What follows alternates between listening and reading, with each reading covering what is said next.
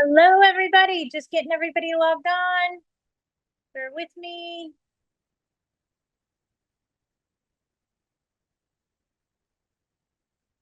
I'm just trying to get everybody logged on. You guys are all coming on at once. So overwhelming. I hope you guys can hear me and everything's good. Hello, hello. This kind of a day today.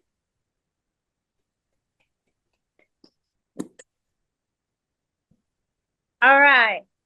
How's everybody doing? Hello, hello. So I have things I want to talk to you guys about this week specifically. So pay attention. I may ask questions later. While everybody's getting logged on, I'm just going to share a funny story with you. So all of a sudden my alarm goes off. It's Wednesday with Widget. Patti, it's time to go put on your primer and Bondo. Make sure you look okay. Don't have time to do your hair, so just put it up in a pit on the top of your head. And oh, let's grab something to drink and a couple of crackers because you haven't eaten yet. So I grab a couple crackers out of the pantry. The cracker box falls, knocks over the Tabasco sauce. It falls on my tile floor, breaks. Tabasco and glass goes everywhere. Hi, welcome. I still have Tabasco sauce on my feet. I can feel it. But I didn't want to be late. Things we do, right? Still getting everybody logged on. How's everybody doing this week? I hope good. Got some things I want to talk to you guys about. There is I think it's the 5th of August. We are not having a Wednesday with Widget the first Wednesday in August, just so everybody knows. So we are not going to do a Wednesday with Widget the first Wednesday of August. Everybody got that? Okay. Things I want to talk to you guys about, just reiterating very quickly from last week. Make sure when you guys are doing a rent increase notice for 30 days, if you're mailing it, you are allowing 5 additional days for mailing before the increase takes effect. It is something that is being heavily argued right now in our court system, and quite frankly, I don't want you involved in it. Look back at your previous rent increase notices. Make sure that there are 5 additional days allowed for mailing before the increase was supposed to take effect. Example, you mail a notice to pay rent or quit as form of service. You do it personal or certified mail. You're doing your job, right? And you do it to take effect 30 days later. If you didn't allow 5 days for mailing, you hurt yourself because that would be most likely an illegal rent increase. So every increase after that then also becomes illegal. So you want to be very careful when you're doing your rent increase notices to allow time for mailing in the expiration of that notice in order for it to be valid. Very key point I'm trying to focus on because it's causing quite a spin on things in your court cases. And it sucks when it happens and you did a mess up from 8 years ago and now you have to credit them all of those rent increases back and now they're not delinquent in the rent. So it can be extremely frustrating, excruciating, blah, blah, blah, blah, blah. I'm also sorry. Somebody's trying to call me. Sorry. Again, somebody's trying to call me. It happens. Does anybody have any questions before we get started? I'm hoping somebody has one while I do something really quickly. Or I thought I was going to do something really quickly. I am not because... How come we have a new phone number? Oh, thank you, Arlene. One of the things I want to talk to you guys about. We have a new phone number because, and you guys are going to laugh at me, but this is the why behind it. We have a new phone number because sometimes people call Patti and they haven't talked to Patti in 5-6 years. And they say, oh, let me ask you a question, just a real quick question. and I end up spending 40 minutes on the phone with them. And then I find out they're not even a Widgets Way member anymore.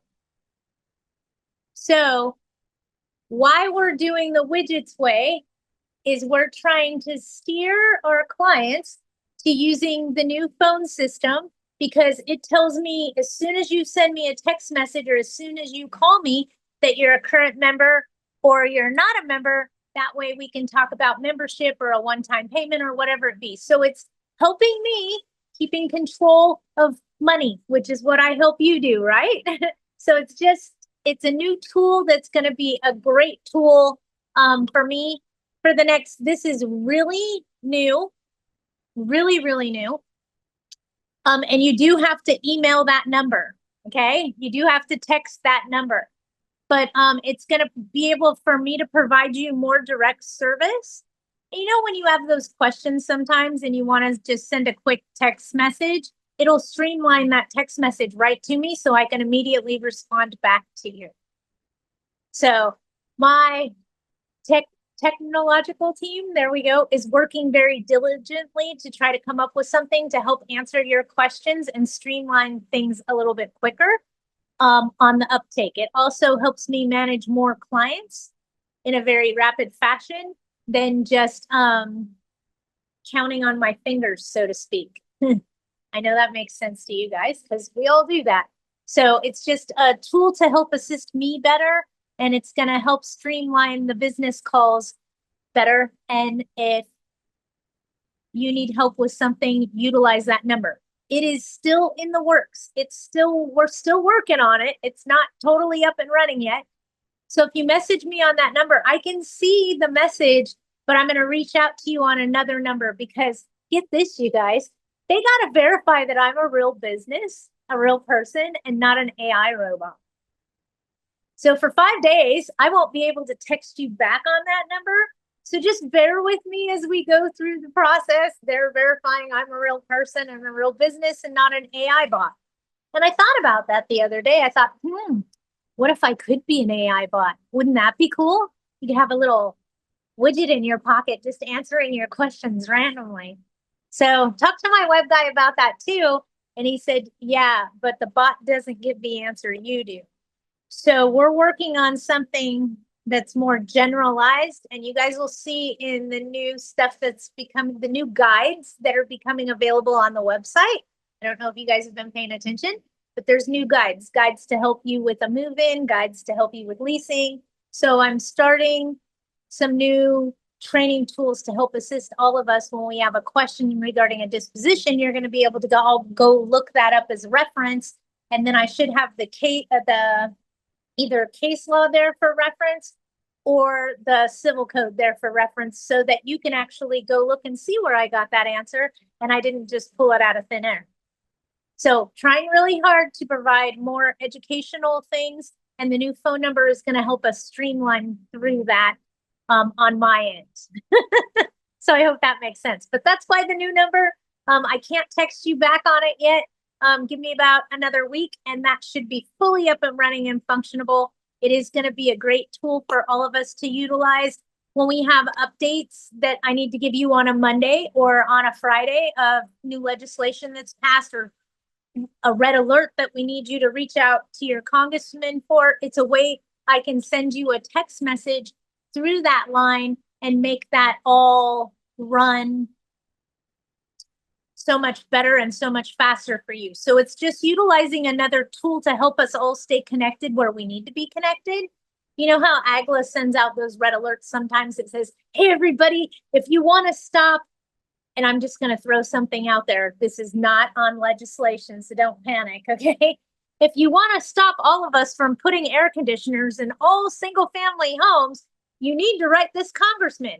I want to text you that information, especially if we can text that congressman, because then it's just easier and simpler for you if all you have to do is hit copy, paste, forward and go, you know? So just another way that we're trying to streamline and fast track the services that we offer our clients. And I thank you for helping with me getting through that process because it isn't easy. Anybody have anything else? because phone was one of the things we're going to talk about. I'm really excited about it. I also have something else for you guys. I've been diligently working with AGLA the last few days. It looks like we are going to have a second trade show in 2026, hopefully. In the Inland Empire, looks like the Ontario area. That way we can focus in the Inland Empire area with AGLA's education and training tools also. So if you're in that area, we're coming to you. I also want to let you know we plan on doing the same exact thing in Ventura County, AGLA is, in 2027. So they'll be doing 3 or more trade shows a year. Just thought I'd give you guys a heads up. I've been working on that the last week or so. So it has been occupying some of my time. Not all of it, but some of it. All right. And the first Wednesday in August, we are not going to have a Wednesday with Widget because Widget is going deep sea fishing again. Sorry, it's for my own mental clarity.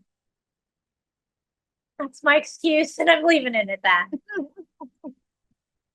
All right, what do you guys have for me this week?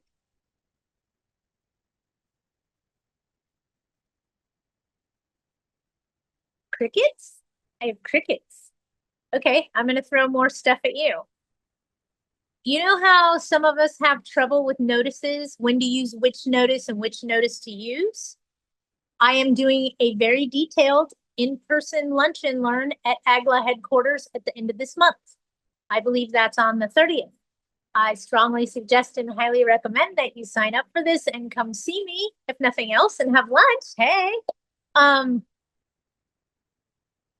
what I tell you in person is very different than what I tell you on the internet. As you guys know, every time you pick my brain in different directions, you get more in-depth information out of me. It just depends on what you're looking for. I will see you there then. Don't laugh at me. I usually get into the class. I try to get there early. I'll grab my lunch before everybody else, and you'll see me sitting somewhere just eating with my head down because it's the only chance I'm going to get to eat. Because as soon as people realize, oh, she's here, it's over with. I'm not eating anything after that until I'm driving home. Yes, it will be at the AGLA office, AGLA headquarters in Koreatown. In their education center. Patty, Yes. I just left AGLA. I went to that asbestos thing. Yeah. That it was very interesting. But I don't know if anybody on the call here has more than 4 units in their buildings, but I never knew that if you have more than 4 units that you have to, by law, have an asbestos survey on file.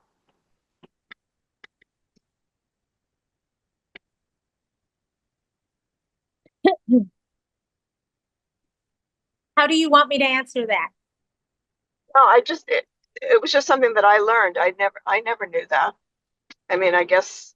Can I ask you a question? Mm-hmm.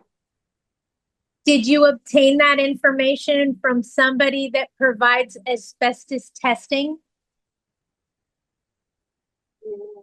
No, I don't think so. I don't know. You're telling me? They said that it was the law.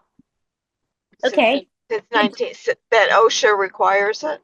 And when did OSHA require it? In the 70s.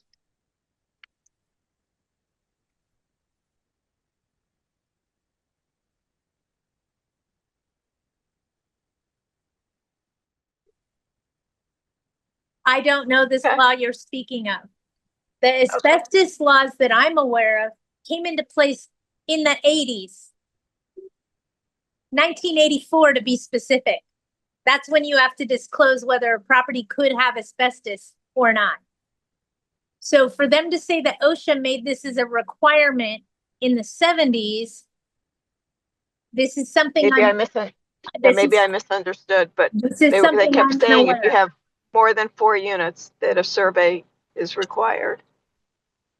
And that could well be the case. This is the first I'm hearing of such law. Take that for what it's worth. That's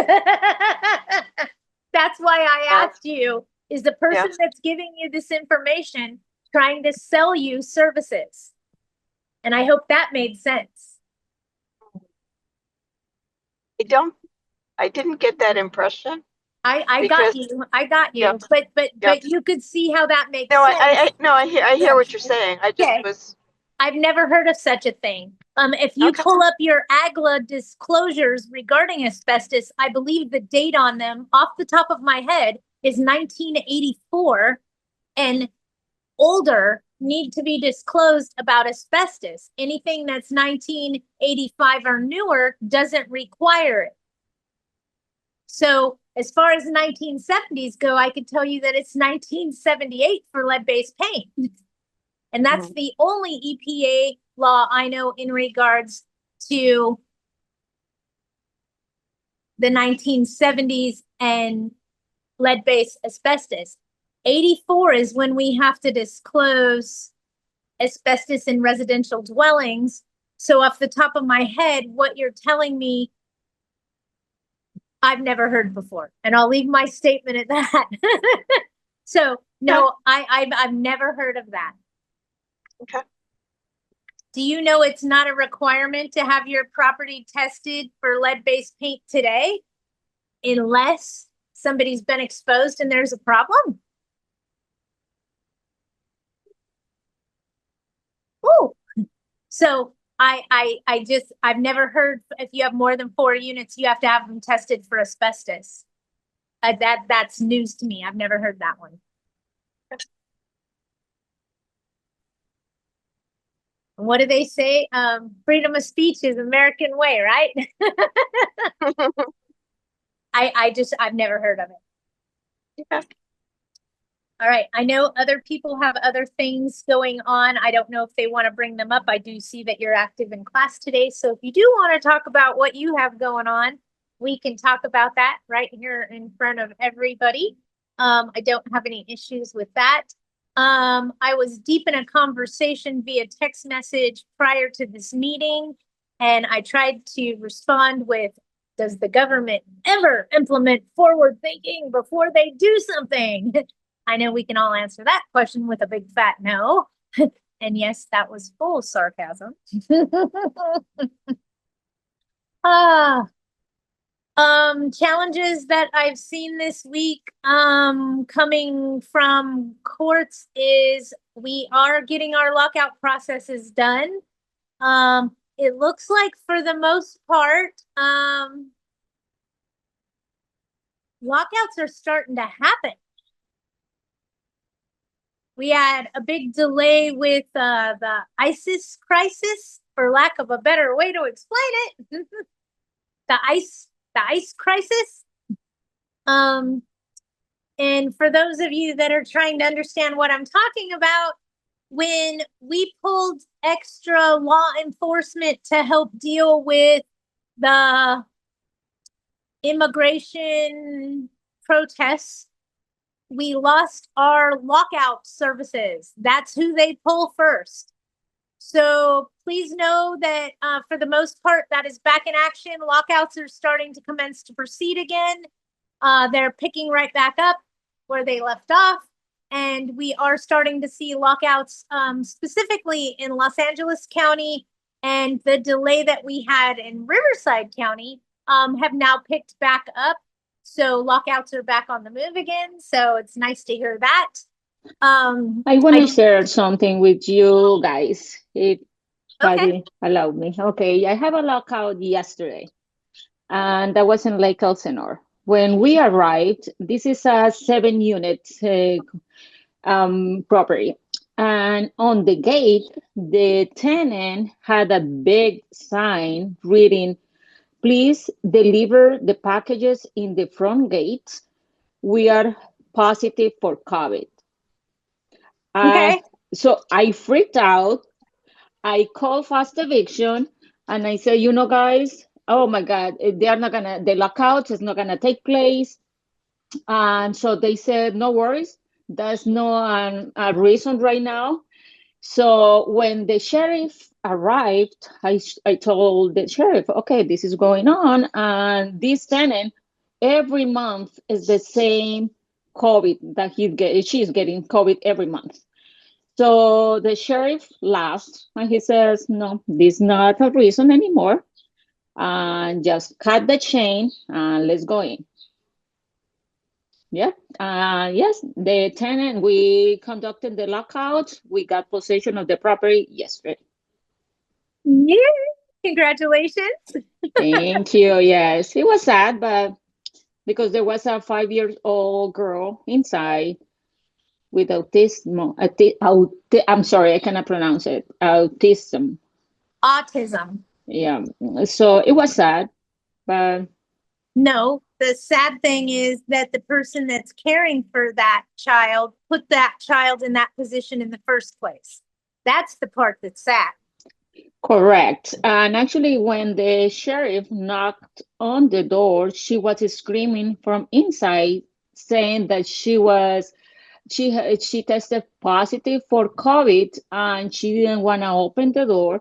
So the sheriff told her, if you don't open the door, um, we are gonna break in and we are gonna call child services so they can take your child.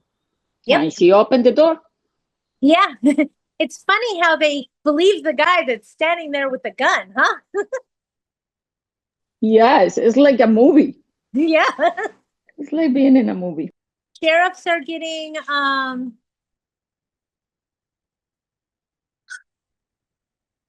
they're getting more educated on what the antics of this has been going on. And let's face it, this tenant was upset because her free ride is over.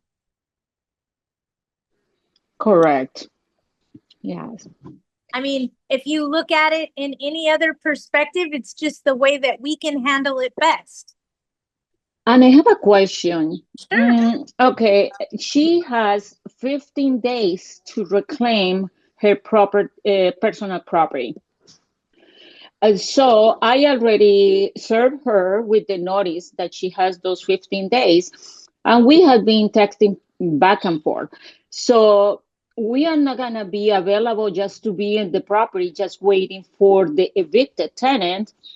So we are trying to set up a time for Friday for her to come and pick up all her stuff. She is like sending me text messages saying, you are violating my rights. I don't have food. I don't have clothes.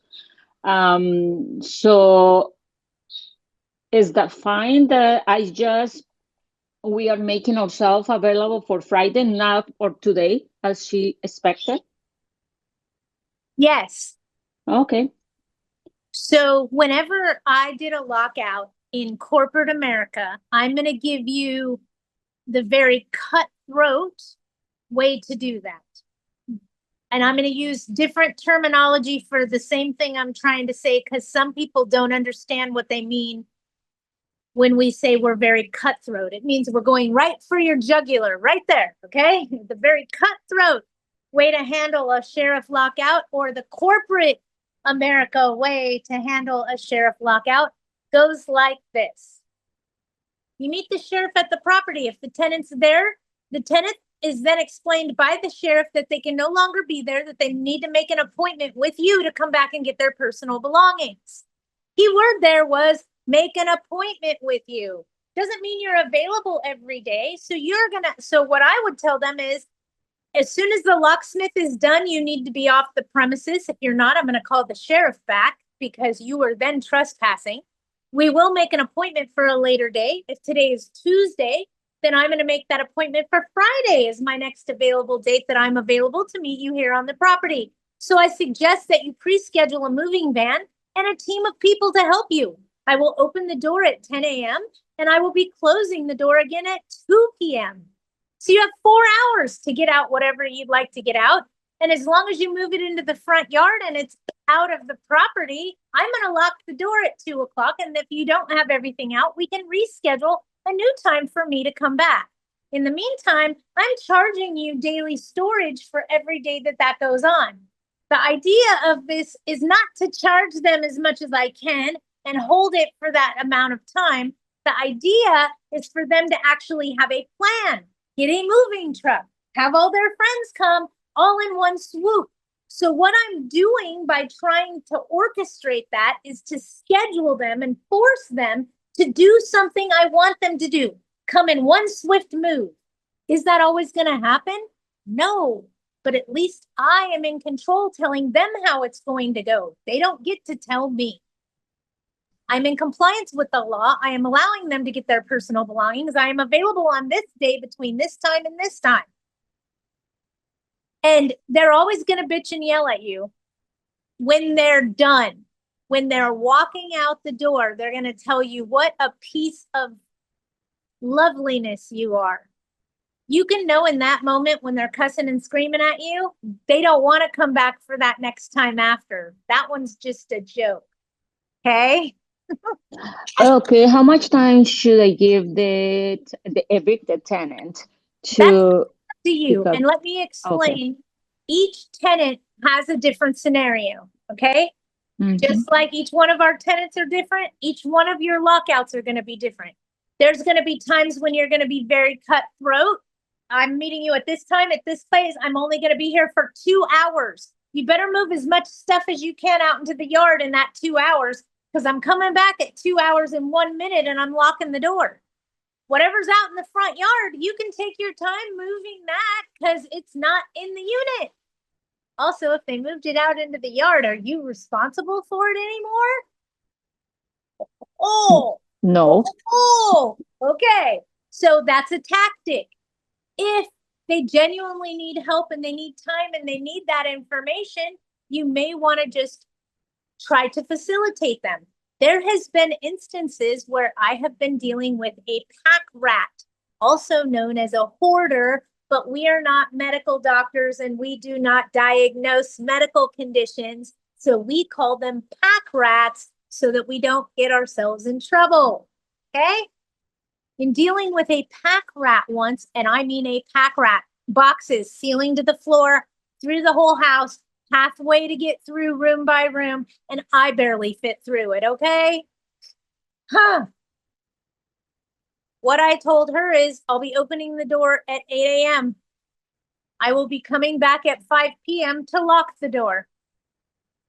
Anything moved out into the yard is you can take your time moving it after that time period. But at 5 o'clock, I'm coming and locking the door. Why do I did that? Why did I do that? Well, think about it this way, okay? Okay. In the event you show up at 5 o'clock and the tenant says, while you were gone, I changed the locks and this is my house now. You're going to look at him and say, you're now trespassing and I'm going to call the sheriff back out here. Mm. You see how that worked? So I have never been afraid to open the door and say, I'll be back at 5 to lock it. Because in the event that you're dealing with a pack rat, they are not going to get everything out in 2 hours. Okay? Let me tell you something. In the 14 days that I had to hold that woman's stuff, she moved every bit of that pack rat stuff out of that house and into the front yard. And do you know what she did? She slept in her car in the street, watching her items so that people didn't steal them all night until she could have a moving company come and move it all in one shot out of the front yard. Crazy, huh? She sat there every day and every night watching it in the street. I couldn't do anything. She was parked on public property. She was parked in the driveway. I could have done something. Wow. And actually, the tenant came back after the sheriff left, and she was asking me to allow her to go inside the units. And I said, I'm sorry, you are not allowed anymore. And she said, I forgot my marijuana inside. Go back in there and get my crack. Yep. Patty, what happens if they move all their stuff on the front lawn and then they don't come get it? How long do you have to keep it till you can get that removed? I'm sorry. I think what you're asking me is they put it out to the curb for trash because they didn't care for it anymore. They moved it outside of the residential dwelling.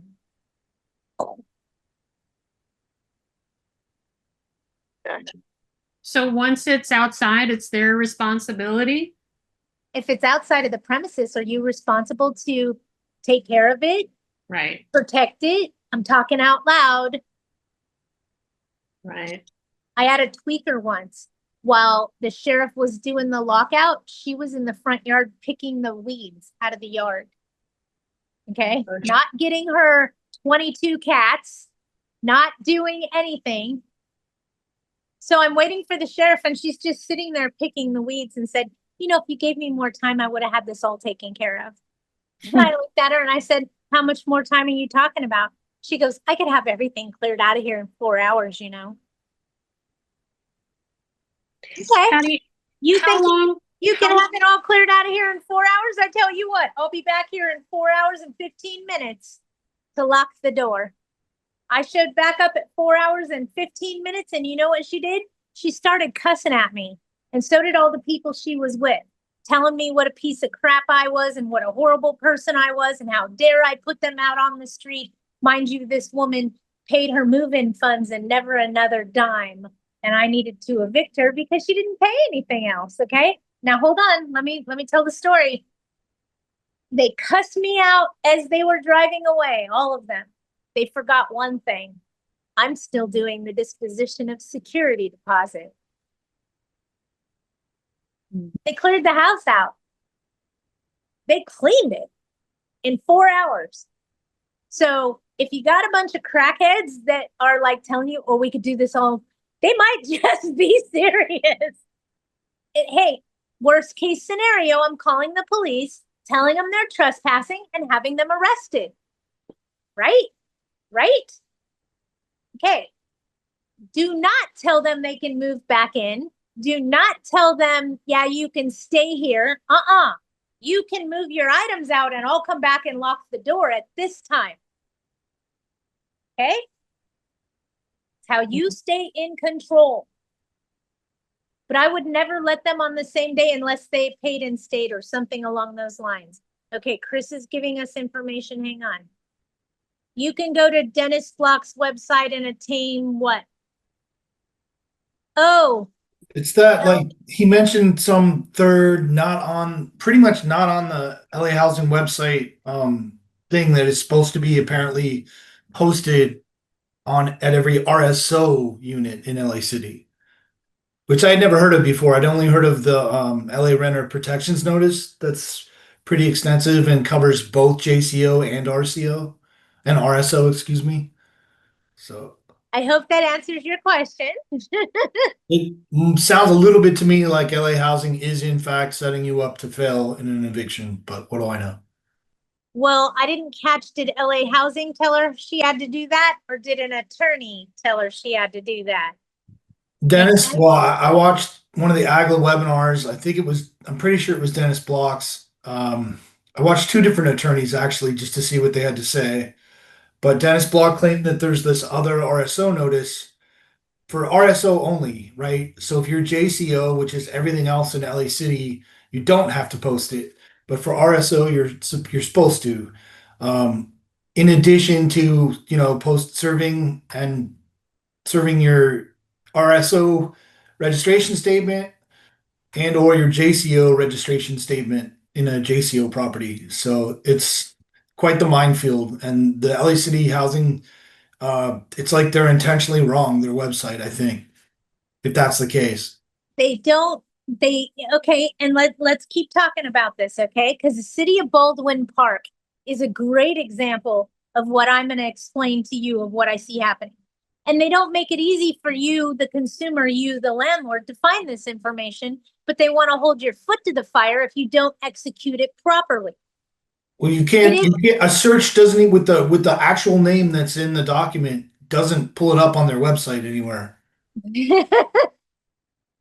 Right? So we're seeing that sometimes those entities are setting us, the landlord, up for failure. So they're helping protect the majority of constituents in that city, right? Let me share another one with you. City of Baldwin Park. And this came to me long ago. And if the property manager that had this problem during COVID is in here today, I won't use your name. It's okay. We're all human. She says, Patty, I screwed up and I screwed up really bad. And I don't know what to do. And I said, okay, I'm the queen of unscrewing up if you put your ducks in correctly. Okay. So talk to me. What's going on? What happened? She goes, I got a letter from an attorney that says that I legally raised the tenant's rent too high. And I said, okay, send me a copy of the letter. Let's look at the letter.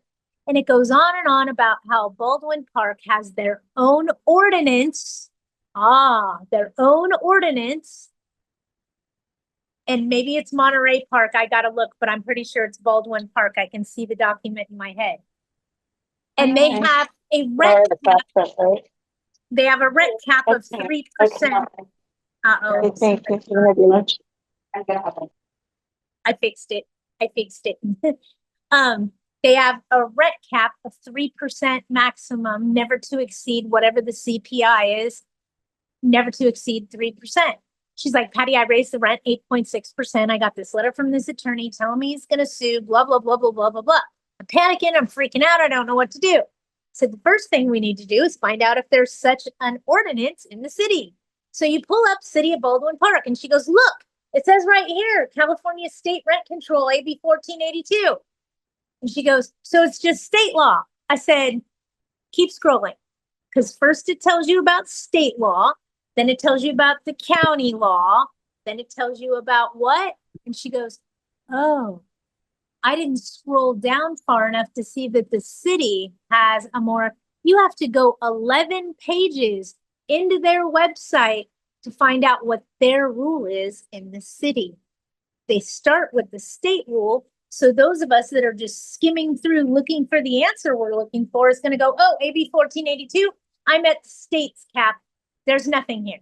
But as you go down their website and you go into more depth and you keep going, it talks about state law, county law, and then it goes into their city rules that only allow a maximum of 3%. Well, I'm on the LA City website, and you know how I read. I read everything. I'm not skimming it. And I read the whole thing. The only link I see is to the renter protections notice. I don't see anything about, and it does talk about the RSO certificate. You know, you have to have registered it and pay your fee, and you get the certificate, and you're supposed to serve that on your tenant or post it, I guess. And the same thing with the JC. Like, let's not confuse the issue. But nowhere does it have this other notice that Dennis Block insists you're supposed to have in an RSO. So it's a little bit unfair to not tell you about things you required because they're the ones with the website. I mean, frankly, it's a due process violation, but you'd have to spend money to litigate it. I think what Chris is trying to say is sometimes you can be given incorrect information to steer you the wrong way so that they can save you from the mess they created in the first place. Chris, I don't know. I mean, Yeah. I don't know what the deal is with Dennis. Like, part of me wants to write Dan and be like, hey, what's the deal with this notice? I was able to find it with like an advanced Google search, and I see it on Dennis's website, but I don't see any reference to it on the city housing department's website. And Yeah, it's like they're trying to set us up for I failure. also sort of want to call, but I don't believe I don't think anybody there is actually Has an answer? informed enough to actually know what the correct answer is. I mean, and I guess I don't know. It sounds like Arlene had a question for you. Arlene, go ahead. yeah, I think that the second form that Dennis has on his website, that's been around for a long, long, long time. You've had to post that. Agla has like has it in a solid board that you can hammer up on and then they also have updated their tenant protection one so that it's the navy and white one now, the July 5th or whatever. Right. July I mean, that 7th, may be whatever. the case, but when you're trying to comply and you just go to their website now, there's no mention of that. Well, you can't even find the new navy and white one on there. I couldn't find it anywhere. I went through the linked whole to it. website. I linked to it in the chat. I used to thank you and I have it and I posted it, but it was very hard. I mean, I Yeah, went through the it's whole all very hard. LHC thing. You can't find it. I tried using their search function and I can't find I don't know how I found it the other day. I found it the other day. Maybe they've changed the web. I don't even know. They now have stuff. They don't have links yet, but they're talking about now we're going to have to serve a right to counsel notice too. So, I mean, pretty soon it's going to be like it's going to be 100 pages of notices we're supposed to give them or something insane. So, yeah, we're Yeah, making our it's very plans. frustrating. This is getting ridiculous. Yeah. Okay, so for everybody else, what you need to hear and understand is the city of Los Angeles, anything under RSO requires you to give the tenant a copy of what their rights are, how much relocation fees are, what threshold rent is, all of the bureaucracy and bullshit. It's pages. It's not just one sheet of paper. It's double-sided, sometimes 3 and 4 pages of what their rights are. Okay. And 2 months ago, the city just published this new list of what the tenant's rights are. And within the last 30 days, it's changed again. So now it all needs to be reserved. And that's what they're talking about is you can't do an eviction unless you have their correct stuff in order. Your notices aren't served properly if they didn't come with this and this wasn't posted on the property timely and it wasn't the most current one. There are so many caveats that LA City RSO has put into place for you as a landlord to have to do before you can do anything like take your property back, sell your property. It's just become this monstrosity. Like Chris is saying, it's going to be hundreds of pages of disclosures in order to tell you you didn't pay your rent. Get out. It's ridiculous. But that's But you also have to post it on your JCO properties too, Patty. Yes, and see, and now I'm getting, what about the county? But that's a separate, that's that renter protections notice, but you don't have to post an RSO notice. And then on JCO, now they want you're supposed to serve your JCO registration certificate instead of your RSO registration certificate. Right, the certificate. But if you read that new LAHD tenant protection, it says this is to be posted on all properties in the county of LA. I'm not disagreeing with you, but what I'm saying is that for an RSO, in addition to that renter protection notice, you're supposed to have that separate thing that you're saying existed for a long time that I frankly didn't know about until like last week. Oh, okay. Why? Because when I've gone and tried to inform myself on the city website, nowhere has it been mentioned. Okay. Yeah, that's been around a long time. Right, and see how frustrating it is. Patty, just so that I understand, the document that we're supposed to serve everybody now, is that the document that Chris was kind enough to just put, but I don't see the navy one. It's like yellow and red. Is that the most recent one? No. It's navy and red. Go on the AGLA website. They just put it up. Oh, okay. And we're supposed to serve everybody that in the city of LA? Anybody under our RSO or JCO. Okay, RSO and JCO. And post it. And post it in a prominent spot. Post it, on the serve property. it. And so all we need is just like a proof of service in our file. That's it? I'd take a photo of it posted on the property in a common area. Uh-huh. But just the proof of service when we serve it to everybody, to all our tenants. That will suffice? Yeah. And for me, I'm going to say throw a photo in there of it posted in the common area. Yeah. But a picture of it posted in the common area, but to prove that we gave it to all the tenants, just a proof of service would be okay? Absolutely. Okay. I posted it on their front doors and I took pictures with timestamp. Got it. Okay, so you posted it on every single person's front door, not in an envelope, but the actual form, and Correct. took the picture with the timestamp, and then took a picture of it in the common area with the timestamp. And then how do you save all of these pictures? Like, do you save it on your computer under like a file? Like, do you have like properties on your desktop or something, and then you're like downloading all your pictures into that? Or how do you guys organize yourself? Lorena, so build yourself a file system that's called properties. Okay. And then in that you can make individual files based on address Right. and or address and unit number, and then just add all of the photos that are incoming. So you have one place that all the photos are going. Right. I want to speak to this too. Like, a file system is really important, and I agree. I basically have in my documents of real properties, then a subfolder for each different property, and then I have a subfolder for each tenant.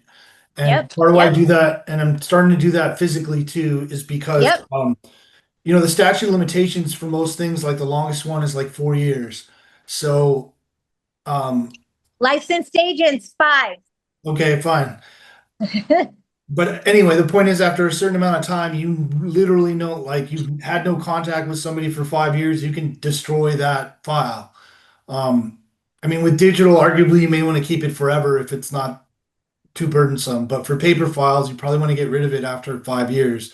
But it allows you to, be organized about it and be systematic about it, because you absolutely do want to keep your entire tenant file on a tenant for several years into the future, just in case. Chris, why do you keep? Let me ask you, why do you keep a physical as in addition to the to it being I like? know. Okay, well, tell me why. Because courts don't look at digital files. You have to have a physical copy for court. And some of us are old school and want that tangible signature. We want pen and ink on paper, and that's what creates that file. Oh, we also end up with written invoices, and it's just the old school that we just keep it all in one place. Okay. Even though we may have it scanned in also, if we have the paper copy, that's what we need for court anyway. So if you ever have to go to court, it's already there. So you keep physical, like contracts, like anything with a signature, you keep a wet signature in your file. Got it. Okay. And pro tip, always sign an original in blue. It makes it really easy to see what's a copy and what's an original. That I do too. Yeah. That I do. For everybody, if you want to know which one's your original contract, sign in blue ink. It makes it real simple. Right. I learned that back in the day when we were doing loan docs wet, and everything was like always blue. So I kept that habit. Yeah. I have a question. Sure. Yesterday, I think it was yesterday, AGLA did a webinar, and the attorney there said, because we were talking about statutes of limitation being 4 years, and he said that you can put it in the lease, that you can have a 1-year statute of limitations. Now, Chris, does that hold up? Hold on. I heard. I want to answer, please. Okay. And then we'll see what Chris's opinion is, and we'll see how right I am, okay? Just because you wrote it in the lease and you guys all agreed to it doesn't make it legal, in my opinion. That's what I thought. I don't know.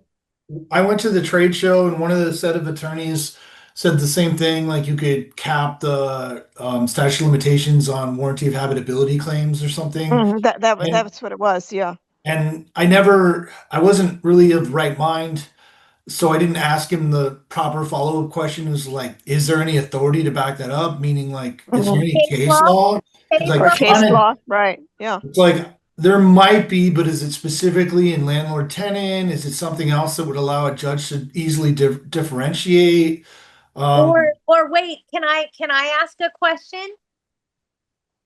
Or is this an attorney that's trying to generate a problem to rescue you from if you pay him? I honestly don't know the answer to that. I do intend to try and learn when I get a chance, but I have to be sly about it too, because that's kind of probably a trade secret if there is authority. They're not going to just. I have to pretend to be stupid, or maybe do a little lie by omission. Yeah, I mean, I do have a friend. I know you can put stuff in your lease, but if it's not the law, it doesn't matter what you write or what you sign. So it just, I don't, come to me and I can have all these addendums and other things that you can put into your lease, and it didn't sit right with me, and I just was curious. So my gut feeling is that you can put whatever you want, but it's not going to hold up. Right. The only things I really like addendums for, well, I have a specific case because we have CC&Rs and rules of condos and stuff, and you got to have that in there somewhere that they're agreeing to it. And Right. Animals indigenous to the area. yeah, so there's various things, and like I'm in the habit of like making it so that they're kind of a stop from claiming they didn't get one of these documents. You know, the lawyer's not going to be able to say they never saw, like, they're not going to really be able to, in good faith, argue that they weren't aware of their rights if they were served it. Right. If Well, it was I actually have them. Yeah, part go ahead, of, Chris. if it was actually part of, Yes or no? I can't right now. I'm sorry, excuse me. Fine. Yeah, I like certain stuff like the I'll do an addendum when I figure out the right RSO form, and the right to counsel form is going to be in August, starting in August. And for the LA City, I'm only talking about LA City. In general, I'm usually talking about LA City. That's where most of our properties are. And the other one is in California, isn't really highly regulated. But I like addendums for that because Yeah. I can say, like, you could say, well, Your Honor, like, how can you complain about it not being posted? Or like, the tenant literally signed, or the tenants literally signed that they received this item, and it was compliant at the date of like the starting of the lease. And I would just, you know, when the forms change, like if there's some other notice you need to send them, maybe send it to them and keep a proof or proof of service. Yeah. Or email it as a backup so you have something maybe. Yeah, it's just emails, like, I don't know. I don't know why, but email doesn't count as a written document. Not in the eyes of the court. It doesn't Even- suffice even- as proper Because service. I made a table of contents for my lease because it was like over 100 pages. And so, and then I had them sign that, and then I had them sign every page of the lease, initial every page of the lease. And sign every addendum.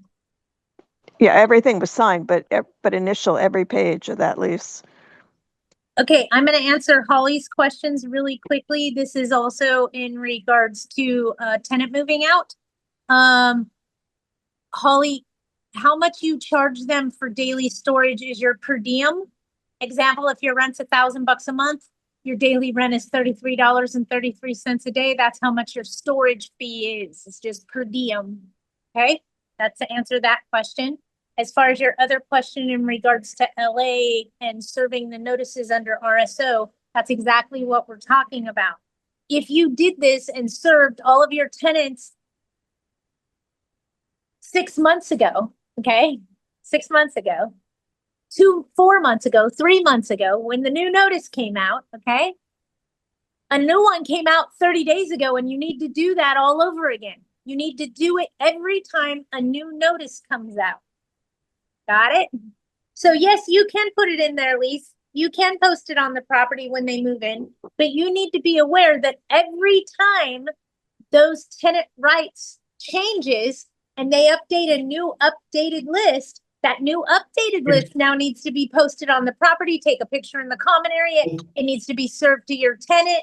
You understand? I Yes. think in Every time. practice, That's though, what I'm trying to say to you.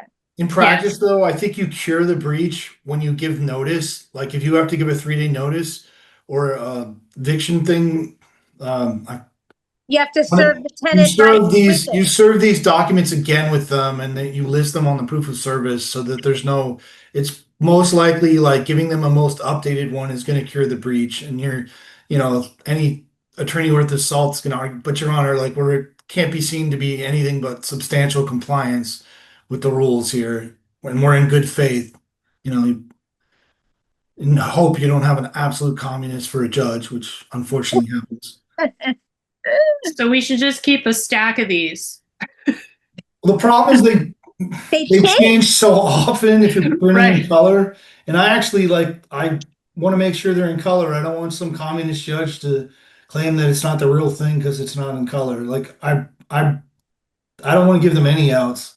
Right. But I'm willing to play the game. As long as I know the game, I'll play it.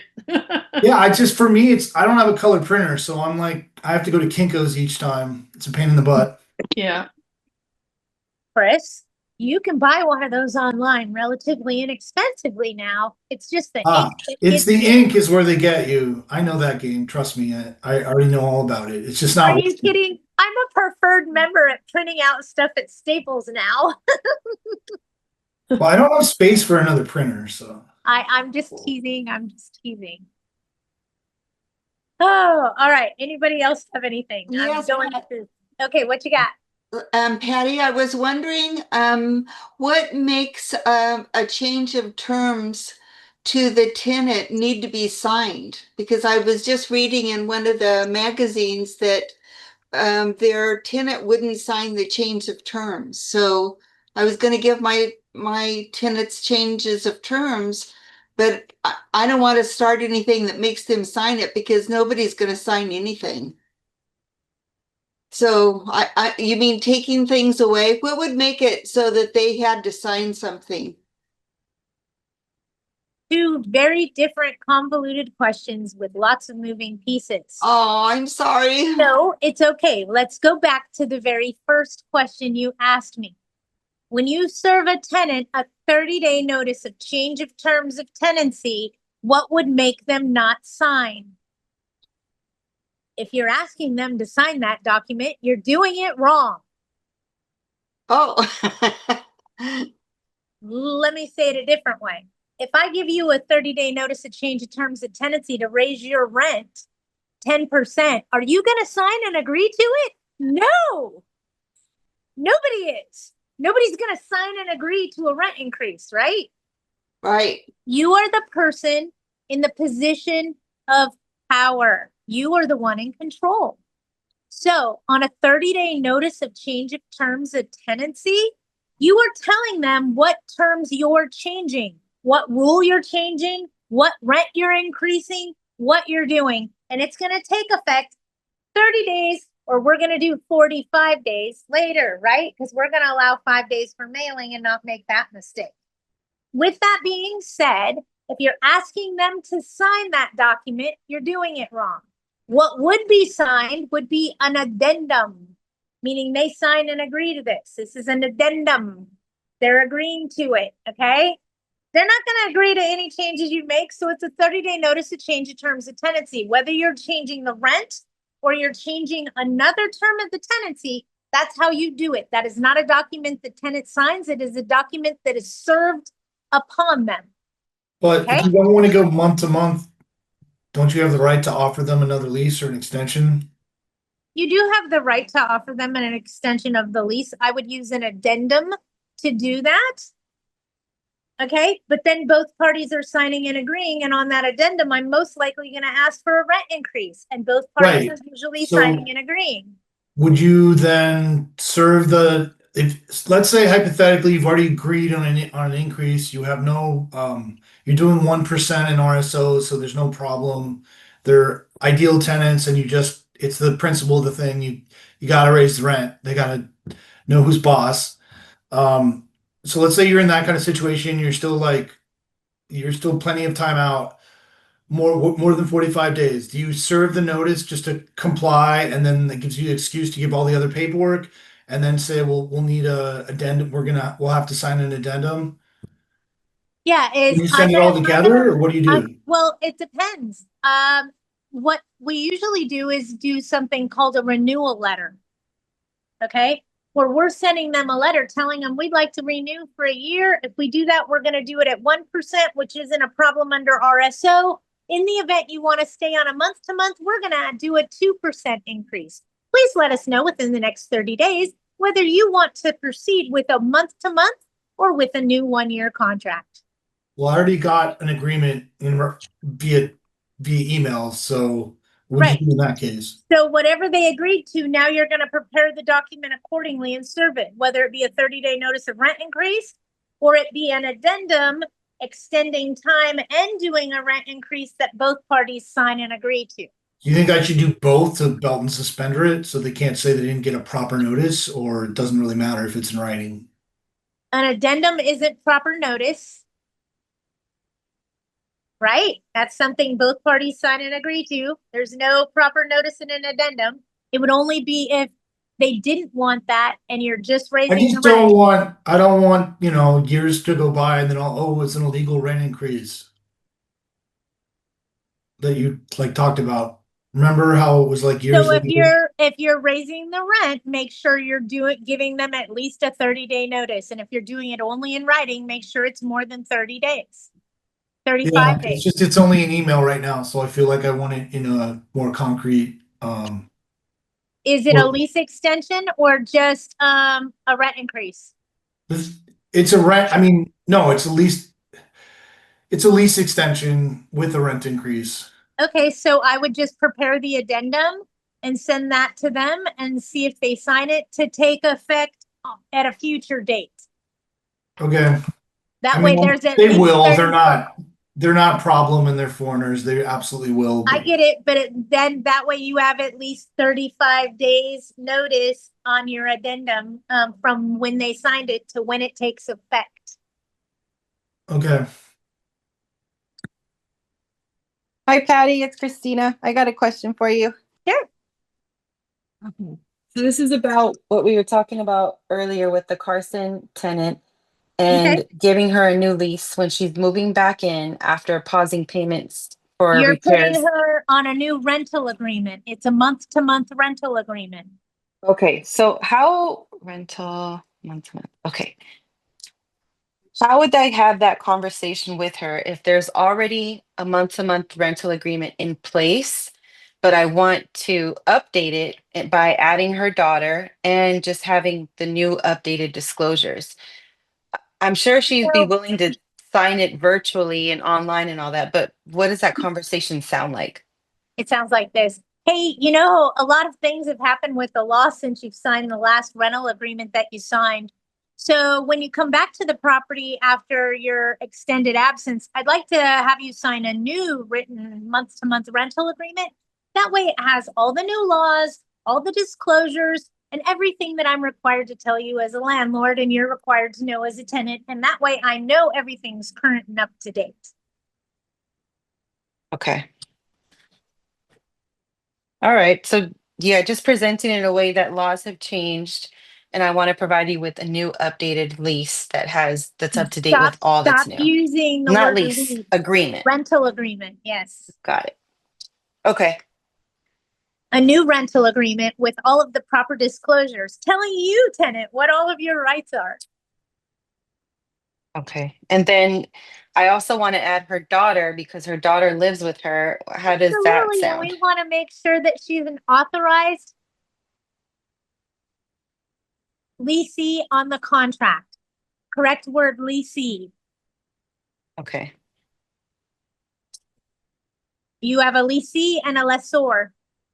Lessor is the landlord. Leasee is the tenant. Any EE usually has less power than the OR. Trustor, trustee.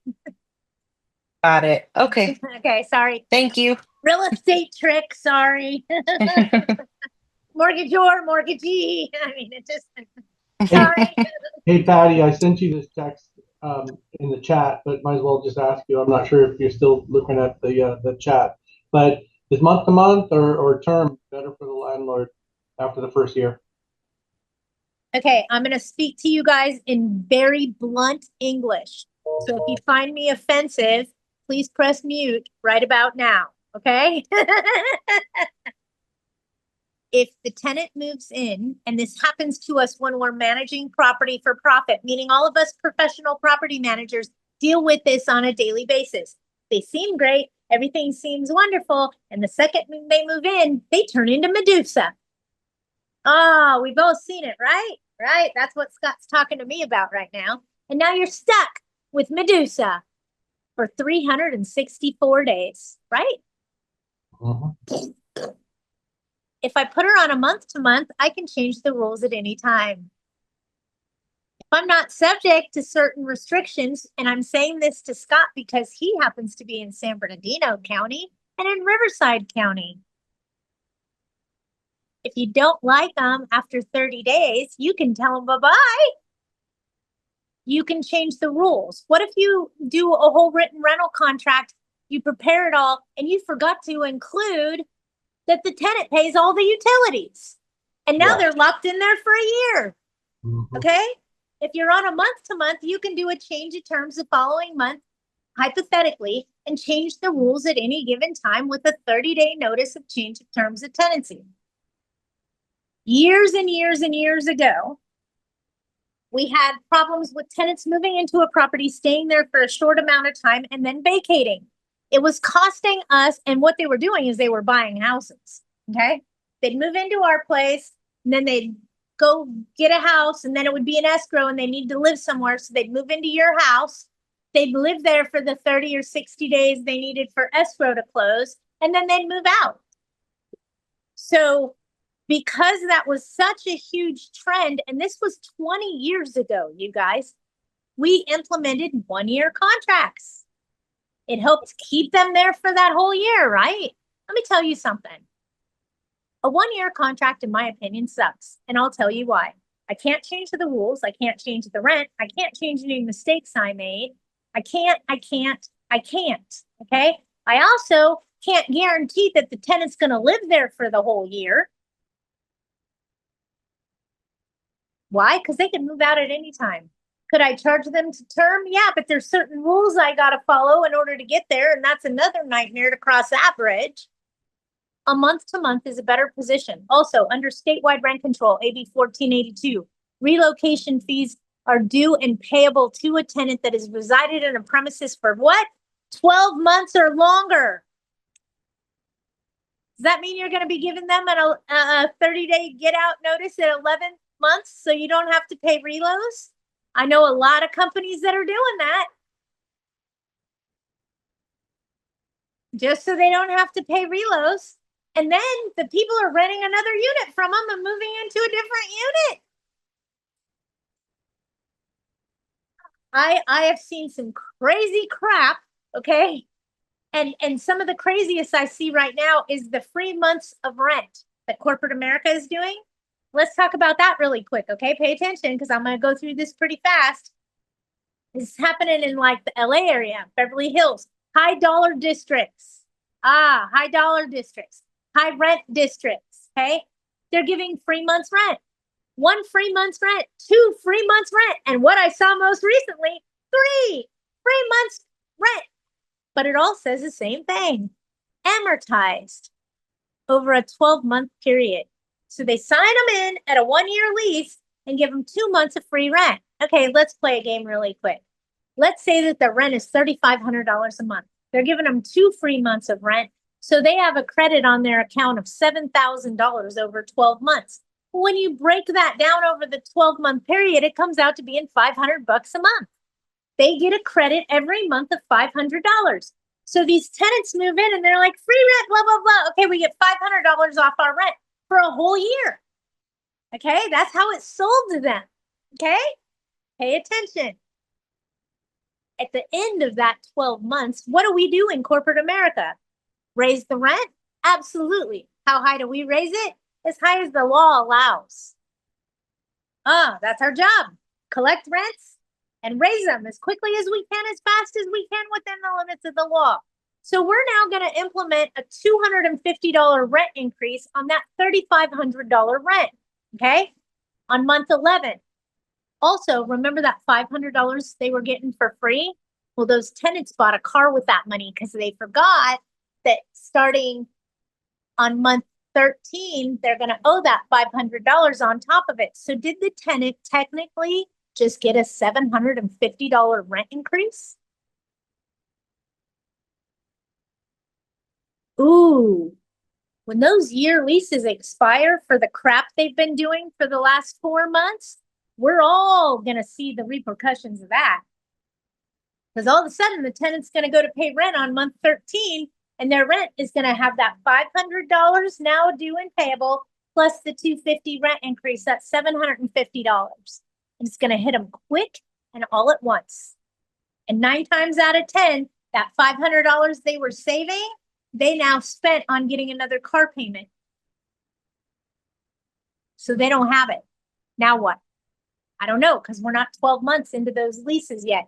But I'm telling you guys, watch out. We will see the repercussions of that, trust and believe me. Because no tenant is going to pay a $750 increase like that. It's just not going to happen. Think about it. But Patty, I assume the month-to-month versus lease calculation is a little different when you're in, like, say, a rent stabilized area.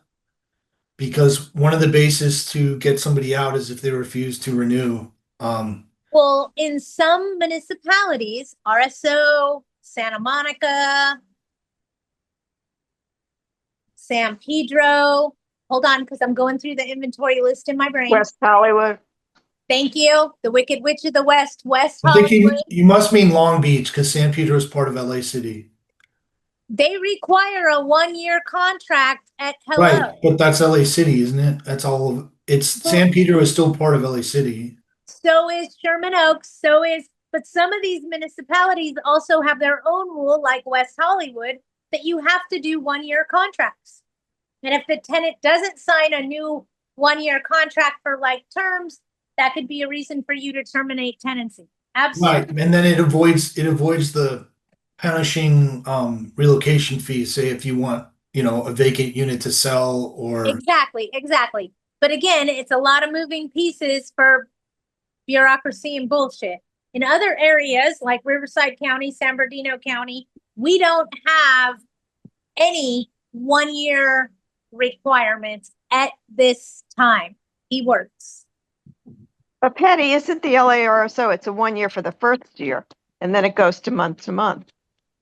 Yes, but some of the municipalities have verbiage in their rules that say if the tenant doesn't agree to sign a new 1-year lease with similar terms, this could be a reason for you to terminate tenancy and not have to pay relocation fees. Mm. Okay? That's what we're trying to say. You have a chance of getting it out there. But come on, let's face it. We can't raise the rent high enough, fast enough. it also depends on how much you're renting the unit for because Exactly. relocation fee is static. It's not like based on it's not a multiple of rent. So it depends what kind of tenant you have, whether they're qualified, whether they're a senior, whether there are all kinds of permutations of it. Whether the wind blew or it didn't blow. How many years they've been there. There's like all these variables that go into calculating the relocation assistance. And if your rent was really high and you're worried about losing 6 months of rent to get the eviction going off, it's a different calculation than if the rent, if a few months of the rent is lower than what the relocation fee is going to be if you want to get a place back. Most definitely. And I know that the people in like Riverside County and San Bernardino County are shaking their head right now going, God, I can't even imagine that you can't get your own house back and you gotta jump through all these hoops. And so it's ludicrous at times, I'll tell you that. Patty, what if you have a 1-year rental agreement and you don't want to renew after the year's up? Can you just give tenants 30-day notice under DCBA? No, you're given relocation fees and all that stuff under DCBA.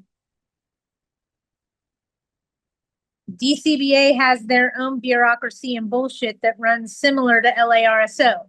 In fact, I believe they're run out of the same business office on West Temple. LARSO's in one suite and DCBA's in the other one.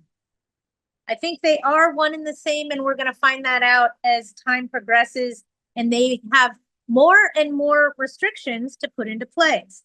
The one that threw me for a loop and made me go, what'd you just say? Is when DCBA first shoved all this stuff down our throat, they immediately came up with what our per diem would be in the event that the unit was uninhabitable. And it's like, and I know this number from when this was first implemented. This is not the number today. Okay? Full disclosure. When the DCBA first invented this program and started shoving it at all of us, the rules said that their per diem was $266 per day, plus $66 for each adult, plus $33 for each child 12 and under for incidentals. So for rents that you had under DCBA that were $600 a month, if you had a husband and wife and 2 kids in your unit and your rent was $600 a month and you had to put them out 2 days for a repair, it could be a whole month's worth of rent. Ludicrous. But don't get me going on what DCBA is doing because they're following the footsteps of LARSO.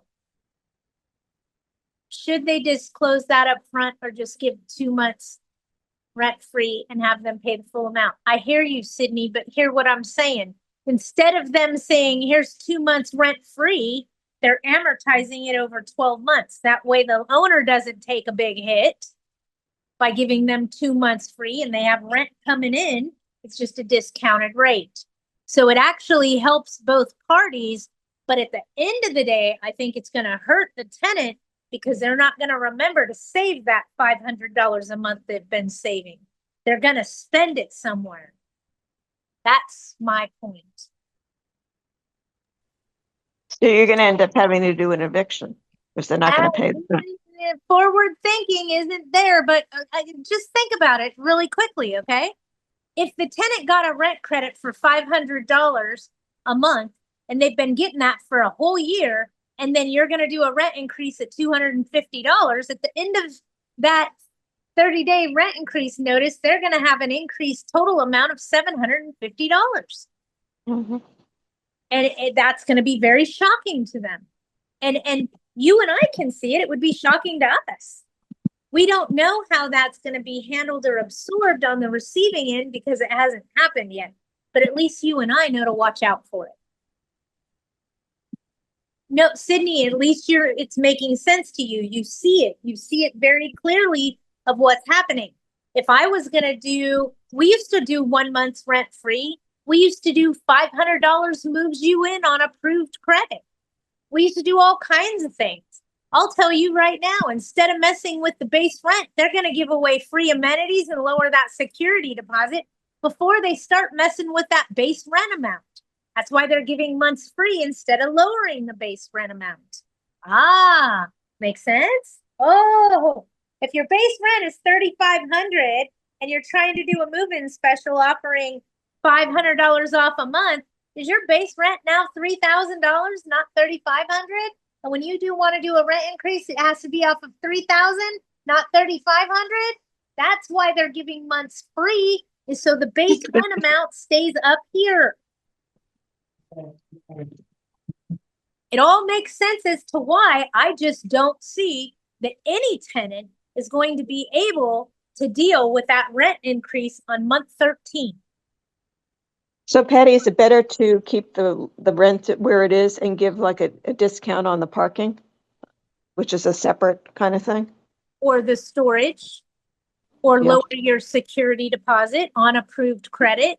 Because in a perfect world, anytime I've taken a low security deposit, $500, $100, I'll tell you right now, it's always been with somebody with over a 700 FICO score, and I've always given all the money back unless they've told me to have the carpets cleaned.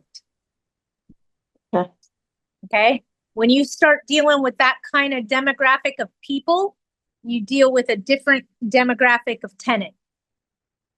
My month-to-month tenant called and wanted a lease note so that they didn't get a rent increase. I said, no, see, they want you to lock them into a lease so that they don't get rent increase. They don't get the rules changed.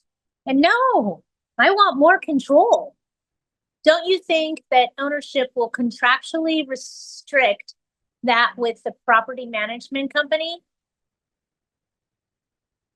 I don't know. They haven't so far. I mean, you're saying it's because the property, it's in the property manager's incentives essentially to keep the vacancy rate high, right? I mean low, excuse me. And they're allowed to play these, they seem to be allowed to play these games, right? But they don't seem like they're really in ownership's interest. But ownership's getting money now. They don't have to wait till the 3rd month to get the money. I guess, but evictions aren't cheap either. No, but they don't think that. They're not thinking 13 months down the road. They're thinking 3 months down the road. We're thinking 13 months down the road. Well, I don't think management is, but I guarantee you, I know some ownership that does. I don't mean me. I mean like corporate. No, I mean exactly. like corporate sophisticated ownership. I've had discussions with big owners of multifamilies and I understand. I do the same thing and tell them, hey, did you think about this aspect? oh And no, I don't mean think about it. Like these people are acutely aware of it and they definitely don't want vacancy rates going down too low. currently right now, Usually corporate covenants, America, usually covenants in their financing about it. currently right now, corporate America is sitting between 10 and 15% vacancy rate in their multifamily dwellings.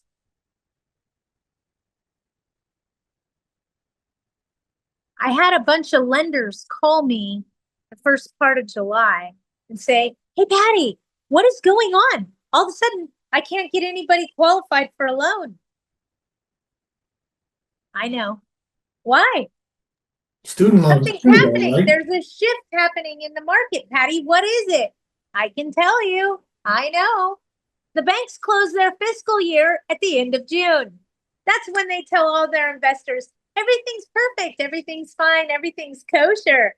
June 30th, July 1st, they file all their notice of defaults because that's when the bank starts and ends their fiscal year.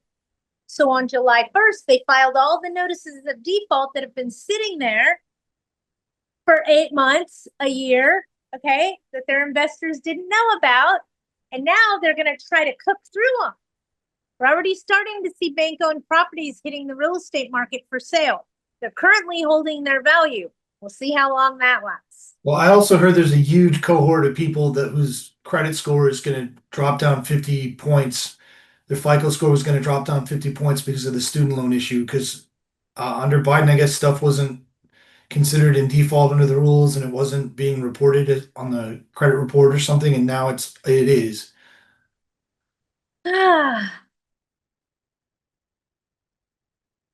I got nothing. You know, I wish I could answer that better for you, but I can't.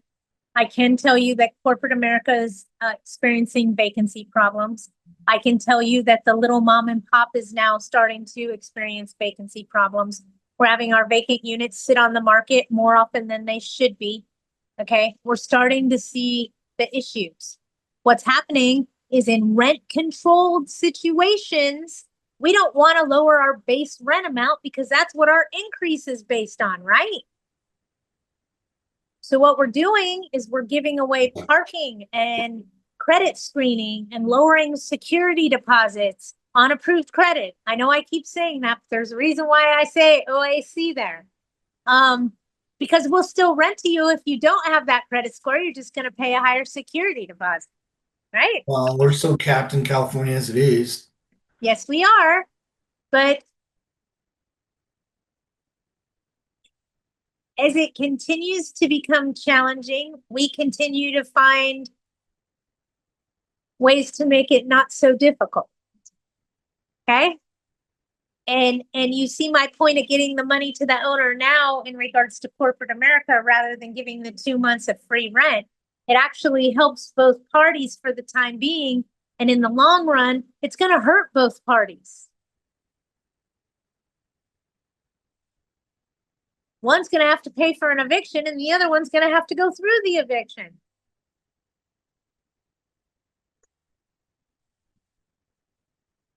But it's what's working for them right now to get their vacants rented right now. They're already at 10% vacancy already. And I'm going to tell you guys this, don't be afraid to lower your rent. 15 bucks lower than everybody else is 15 bucks that'll get you rented that much faster.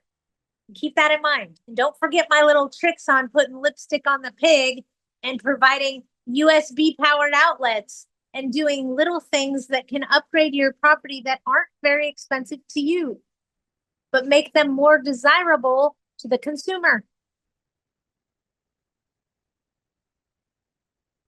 All right, if anybody has anything else, let me check the chat really quick.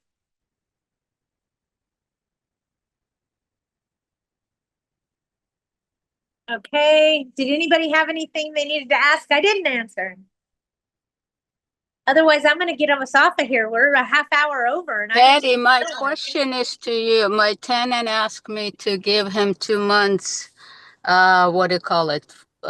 Free rent and security deposit, and he will move out. Is it better to give him that than to take him to the court?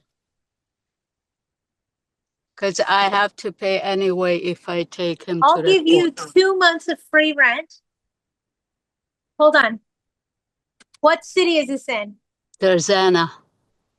It's under JCO. JCO. I'll give you 2 months of free rent, and I'll give you your security deposit back the day you hand me the keys and leave the unit. Okay. And then But it has to be everything written, right? No. No? I'd serve him a 3-day notice to pay rent or quit. Then I'd wait the 60 days. On day 61, if he still wasn't out of the property, I'd start the eviction. Okay. Thank you. No problem. If you accept money, it voids the notice, but just make sure that the tenant protections that you have to serve haven't changed in that time period. All right, anybody else have anything? Otherwise, I'm gonna get off of here. It's 1:30. We went a half hour over. I'm sorry, you guys. It's just so comfortable talking to all of you. Looks like I'm gonna do something crazy in November. I think we're gonna have some kind of a birthday dinner with Widget. I think it would be fun if we all got together and had dinner or lunch or something along those lines.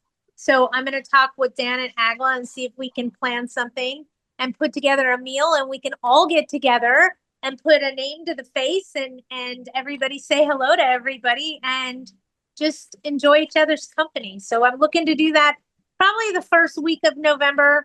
Want to know if you guys prefer a dinner or a lunch. What works best for you guys. I'm very excited to do that. So looking forward to it. Keep me posted on what you guys would prefer. A dinner or a lunch on a weekend, midweek, after hours, during business hours, whatever works for you guys. I want to know what works best. Because some of us have a day job and we can't get away. Some of us get paid during the day, so we want to do it during the day. I'm getting lots of either works for me, either works for me. And I've gotten some things from some people that say, my husband wants to meet you and talk to you because I talk so much about you. And all right, I will keep you guys posted. Let me know what you guys think. But I think we'll do something. Thanks for giving. We'll do a thanks for giving in November, but in the first part of it. Julia says on a weekend, please. All right, I will keep you guys posted. Everybody likes the dinner idea. And then I was thinking like the Claremont Upland area might be centrally located for everybody. I know not necessarily for Val, but I'm thinking like that way the LA people could come, the San Bernardino people could come, the Orange County people could come. Just trying to put it Upland, Claremont area. What do you guys think? Let me know. We'll go from there. Trying to be more centrally located. All right, everybody, you guys have a great week. If there's anything else I can do to help assist you, feel free to give me a call. Remember that new phone number, you need to text it, your name, who you are, your email, whatever we asked you to do in the email so that he can set that up to streamline for you guys. Trust me, it's going to be awesome because we're going to be able to mass text you guys updates, law changes, things like that, things that we need to know, you know, like LA City has new disclosures. You can get them here, that kind of stuff. So I'm going to try to streamline that stuff to you guys faster. And this new phone number is going to help assist me to do that. All right, you guys have a great week. If you need me, let me know. Again, no Wednesday with Widget the first week of August. The school's going fishing. I'll see you guys soon. Bye, everybody. Thanks, Patty. Bye. Thank you.